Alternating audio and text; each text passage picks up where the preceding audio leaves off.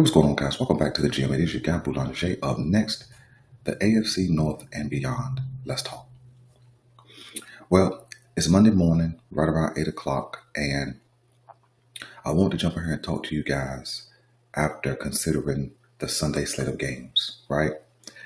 We know that the Baltimore Ravens are in competition with some of the AFC elites, those teams that have been around near the top the entire season. In fact, those teams that are consistently in playoff contention year after year after year.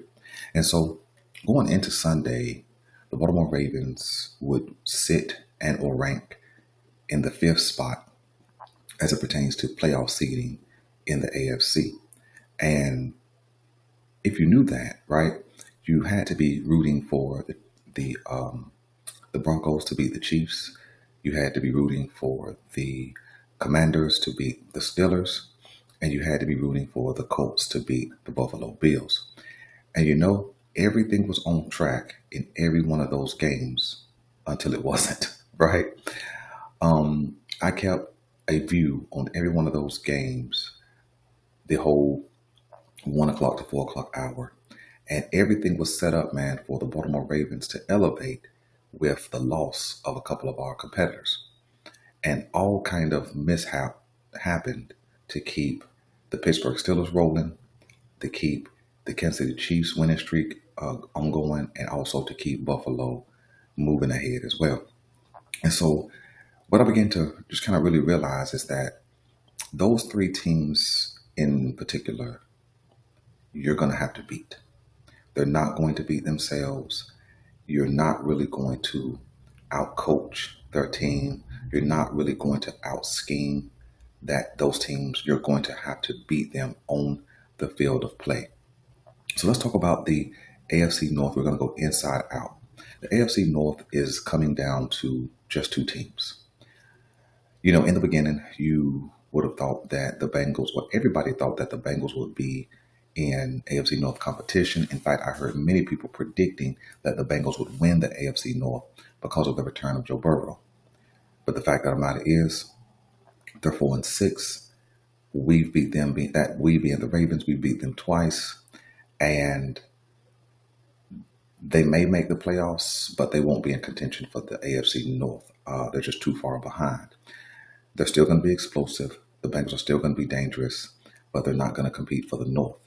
That competition is going to come down to the Steelers and the Ravens. Let me talk about the Steelers. So watching the Steelers yesterday, I watched a team that is just kind of solid on both sides of the ball, solid defensively, solid offensively, and at times they can look elite on both sides of the ball.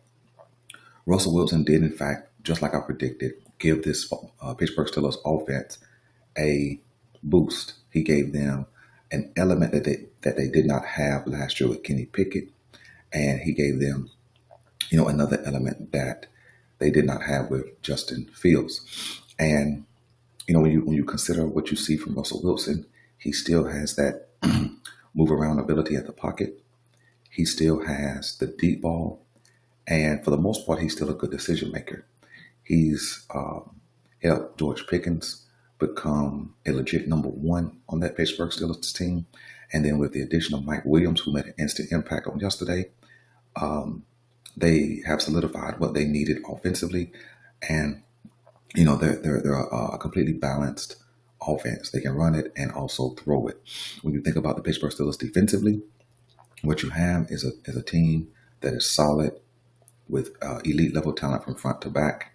And they're going to be tough to beat as well. But I did see some kinks in that armor in Pittsburgh, right? Some things I have been seeing over the last couple of weeks, and I just haven't mentioned them. And so I'll go in depth with that in the Ravens versus Steelers preview this week. But I think that I have seen teams be able to run the ball at Pittsburgh. And then I've also seen teams, if you can keep the ball in front of you, if you're playing defense against this team, if you can keep the ball in front of you, you can manage this Pittsburgh Steelers pass game. But I think that when you consider the Pittsburgh's remaining record, I think they're 7-2 if I'm remembering correctly. They've already had their bye week. I see them going. I think they have 2 games against us, 2 games against the Browns, 2 games against the Bengals, a game against the Chiefs, and a game against Philadelphia. So they got 8 games left. I see them going in those 8 games 5-3, which will put them at 12-5. And so what that means is we have to, on our side, going down the stretch, we have to go at least 5-2 because we got 7 games left. And one of those losses can't be in the AFC. And we have to beat Pittsburgh at least one of those times to attain the North. I told you guys that I believe that the Pittsburgh Steelers had already won the North a couple of weeks ago when Baltimore lost to Cleveland. But, maybe, if we come out and handle our business Sunday, bring things even, then that will give a new perspective. But we can't afford to lose this coming Sunday. So that's my thoughts on Pittsburgh, man. You're going to have to beat that team. When I think about the Baltimore Ravens, I think that we're a team right now where everything is on the table, but with this defense, nothing might be on the table. Well, Belanger, what does that mean? Well, I think that offensively, we have the potential to do 35 points a game. And because we did 35 sleepwalking last week in the first half. Now, that's not what we want to do. We want to come out and develop some consistency. And I'll talk about that here in a second. But the defense, because we can't stop anybody for real, an average team with an average quarterback can even put up big numbers against us. So offensively, we can achieve anything.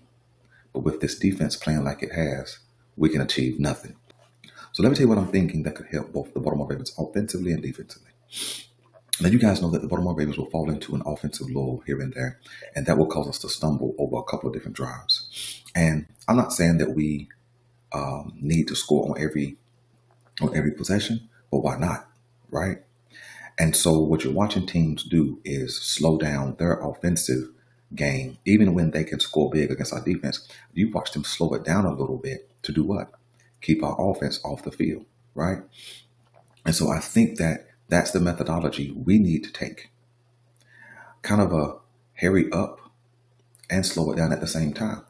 I would like to see the Baltimore Ravens hurry up to the offensive line more quickly.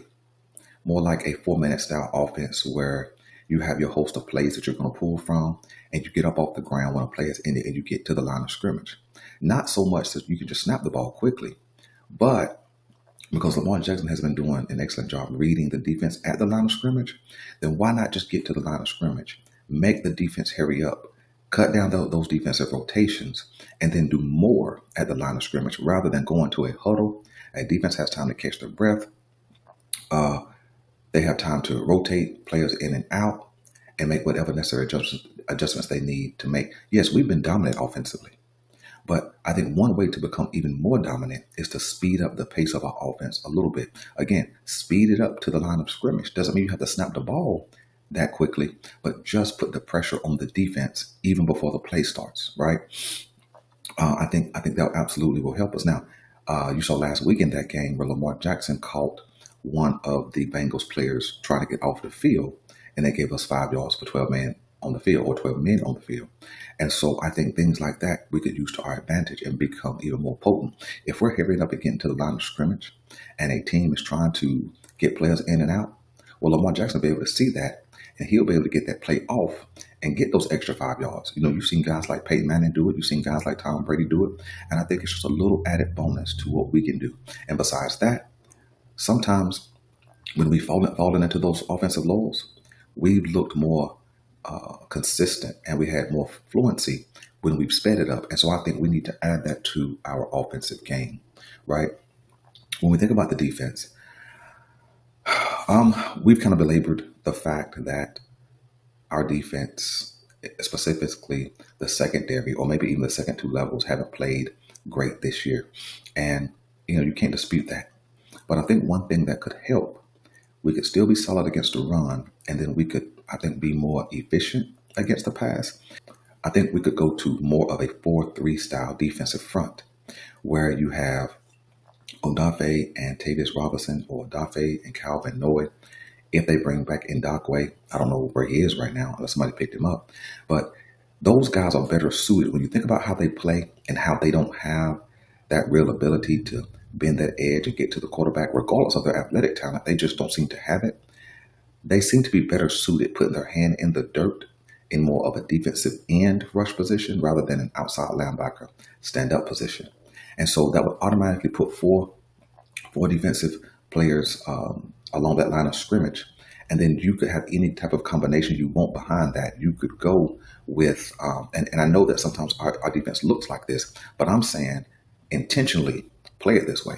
So then you could go with two linebackers if you want, and then add that extra safety, whether that's Darius Washington along with Kyle Hamilton, or whether it's Malik Harrison. You walk up on the line of scrimmage, kind of like a stand-up end that will automatically put five along that line of scrimmage, or whether you add an extra corner for blitzing, or whether you do something different with your linebackers, whether you want to blitz Trent Simpson more. I think it'll give you some freedom. But the idea behind it is to put Odafe, Tavius Robinson, and those outside linebackers in more of a defensive end play style, to where I think they could better use their strength and their power versus not really being super effective in an outside linebacker stand-up position because they just don't get to the quarterback enough to keep just trying to run an outside linebacker 3-4 defense. So those are my thoughts, man. Let me know what you guys want me to know.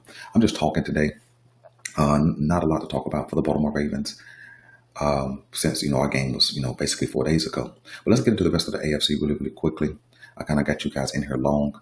I think when you look at the AFC East, you would have opened the season thinking that the Miami Dolphins had an opportunity to compete with the Buffalo Bills. You might have thought that the New York Jets and Aaron Rodgers would have had an opportunity to compete with the Buffalo Bills, but they don't.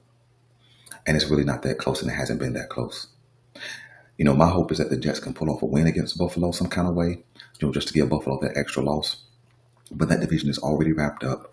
Buffalo can sleep well at night after week 11 because they won't have nothing to really compete for other than, playoff seeding, whether they get the number 3, 2, or 1 spot. So, kind of unexpected for them, for that AFC East to be such trash behind Buffalo, but it's been that way for a long time now. So, shout out to Buffalo, man, for, handling what you're supposed to handle in a weak division. When you jump out here to the AFC South, I think that division is over, even though Houston lost last night. I think that division is over. I don't think Indianapolis has a real shot to catch Houston, and then Tennessee and Jacksonville are dead in the water. And so I think that's a one-team race, like I said last week. And I think if Houston does what they're supposed to do, they don't make it close. They don't lose games they're supposed to win. Like they should have won last night. But I'm starting to see some more kinks in Houston's armor. They had a big offseason with free agency, but it doesn't look like all of those moves have turned into pluses for that team. And so right now, they're leading that division, I think, by 2 or 3 games. They sit in the 4th spot. And if the playoffs started today, we would actually face, that being the Ravens, we would actually face Houston for the second time in consecutive seasons in the playoffs. Excuse me, but this time it would be in Houston, of course. So nothing else to say about that division. When you take a look at the AFC West, Denver had an opportunity yesterday to close out the Chiefs.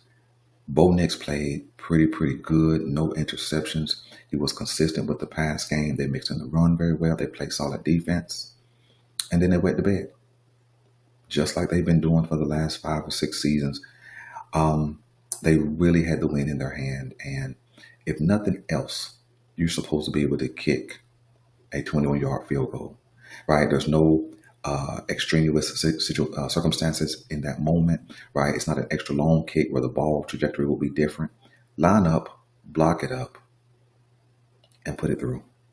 And they got it blocked, which absolutely ruined their chances of even having any kind of competition for that division. It sent the Chiefs on to a 9-0 start, and that division is absolutely over. They have a 4-game lead, and so they won't really have anything to play for going down the stretch other than, again, the number 1 seed, which right now they have a 2-game lead over Buffalo and a 3-game lead over Baltimore, a 2-game lead over Pittsburgh, and a 4-game lead over the Texans. So it's excuse me. So it almost looks like that number 1 seed is wrapped up in the AFC altogether.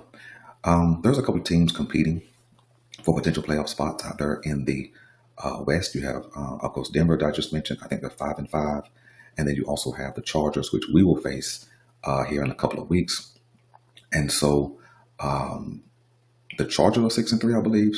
They could compete if they was to steal a win, but I think it's over, right? And so now we have to do our due diligence with handling the Chargers so that we don't get into a battle for playoff seeding if we don't win the North between that 5, 6, and 7th seed, right? We want to just kind of be snug in that 5th spot, so we need to handle our business against teams we should be better than. But so listen, man, those are my thoughts for the AFC North and beyond. And I'll check you guys in my next video where I will be talking about the MVP race. I'm your guy, Boulanger, and I'm out.